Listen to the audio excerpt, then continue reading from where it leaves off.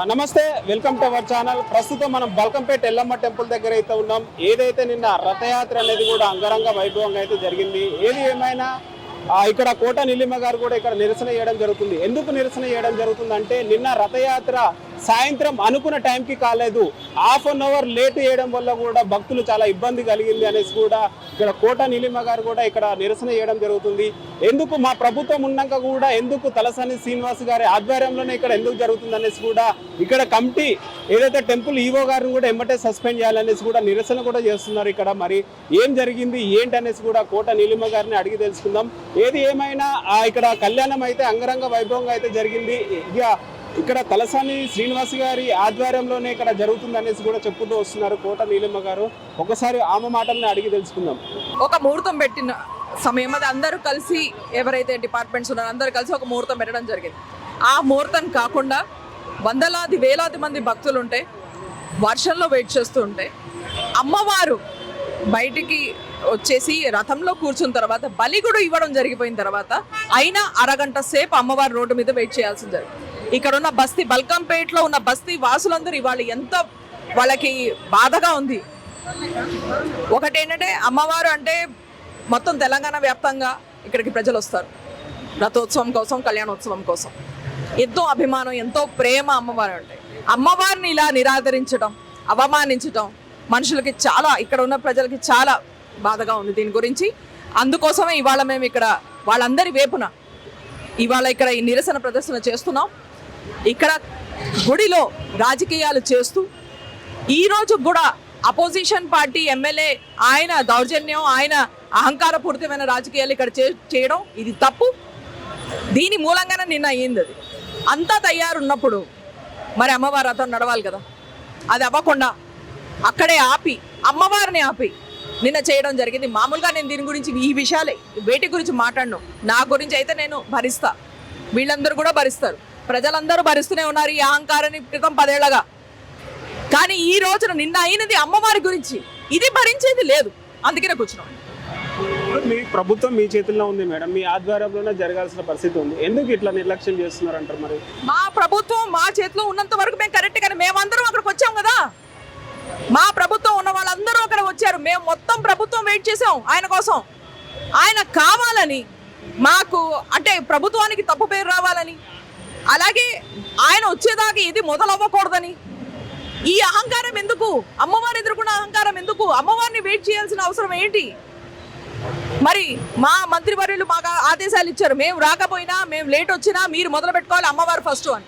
మరి అది ఆయనకు అర్థం కాదా? అందుకోసం ఇవాళ ఇక్కడ కూర్చున్నాం.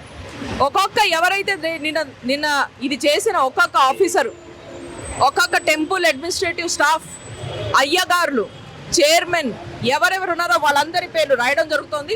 ఇది ఖచ్చితంగా నేను దీన్ని ముందరకు తీసుకెళ్తాను. మినిస్టర్స్ దాకా, ముఖ్యమంత్రి వర్యుల దాకా తీసుకెళ్ళడం జరుగుతుంది. ఇంకోటి మేడం, కళ్యాణం సమయంలో కూడా మీడియా వాళ్ళకి పాసెస్ కూడా తక్కువ ఇచ్చేయడం జరిగింది. ఎందుకంటారు? మరి డిజిటల్ మీడియాని కూడా లోపల రానియలేదు. మీరు ఒకటే అర్థం చేసుకోవాలి, ఈ టెంపుల్ దీంట్లో అవుతున్న ఏం కుట్రలు జరుగుతున్నాయో మీరు అర్థం చేసుకోవాల్సిన అవసరం ఉంది. క్రితం 2 ఏళ్లగా మేము ఒక్కొక్కటి సాల్వ్ చేసుకుంటూ వస్తున్నాం.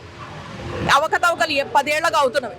కానీ ఈ రోజు కూడా ఇలాంటి కళ్యాణోత్సవం, ఇలాంటి ఇంపార్టెంట్ ఏదైనా అయినప్పుడు ప్రభుత్వానికి, కాంగ్రెస్ ప్రభుత్వానికి తప్పు పేరు రావాలని ప్రయత్నాలు ఈ రకంగా జరుగుతాయి.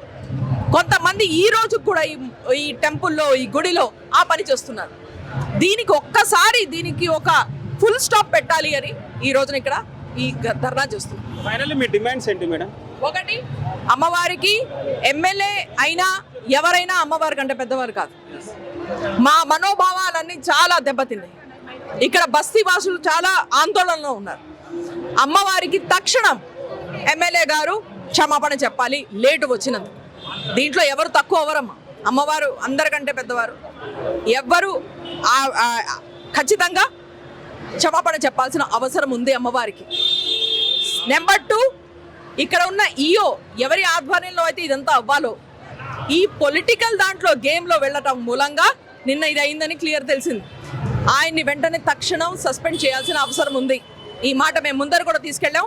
కానీ ఈ రోజున ఇక్కడ కూర్చున్నది ఇక్కడ ప్రజల కోసం. ప్రభుత్వం ఖచ్చితంగా చర్యలు తీసుకుంటారు. ఇంత ఇంపార్టెంట్ విషయాన్ని వాళ్ళు నెగ్లెక్ట్ చేయరు. కానీ ఇక్కడున్న ప్రజల ఆందోళన మేము వ్యక్తం చేస్తున్నాం వాళ్ళ వైపు నుంచి, అందుకని కూర్చున్నాం. సో నెక్స్ట్ సికింద్రాబాద్ బోనాలు కూడా ఉండబోతున్నాయి, ఎట్లా ఏర్పాట్లు చేయబోతున్నారు మరి? అక్కడ కూడా ఇలానే జరిగించాల్సింది ఉంది, ఎందుకంటే ఆ అహంకారం 10 ఏళ్ళగా చూసాం మనం. ఆ అహంకారం, ఆ పార్టీ అహంకారం చూసాం. ఎలక్షన్లో ఓడిపోయిన తర్వాత కూడా నేర్చుకొని ఎమ్మెల్యేలు ఈ రోజునకి హైదరాబాద్ సిటీలో ఉన్నారు. కాబట్టి ఉజ్జయిన్లో కూడా ఇలా అయ్యే, ఉజ్జయిని మహంకాళి అమ్మవారి బోనాల్లో కూడా ఇలా అయ్యే సందర్భాలు ఉండొచ్చు. అమ్మవారికి ఎక్కడ కూడా మా సనత్ నగర్ నియోజకవర్గం ఎక్కడైతే నేను ఇన్ఛార్జో, మాకు అదృష్టం ఇక్కడ గుళ్ళు ఉన్నాయి.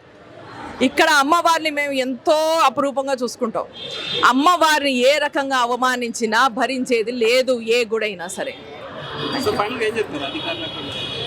అమ్మవారు మనందరి అమ్మవారు, అమ్మవారి కళ్యాణోత్సవం, అమ్మవారి బోనాలు, ఇది మన అదృష్టంకి మన సనత్ నగర్ నియోజకవర్గంలో మనం ఇంతమందికి ఆతిథ్యం ఇవ్వగలుగుతున్నాం. భక్తులందరూ వస్తున్నారు, లక్షలాది మంది వస్తున్నారు.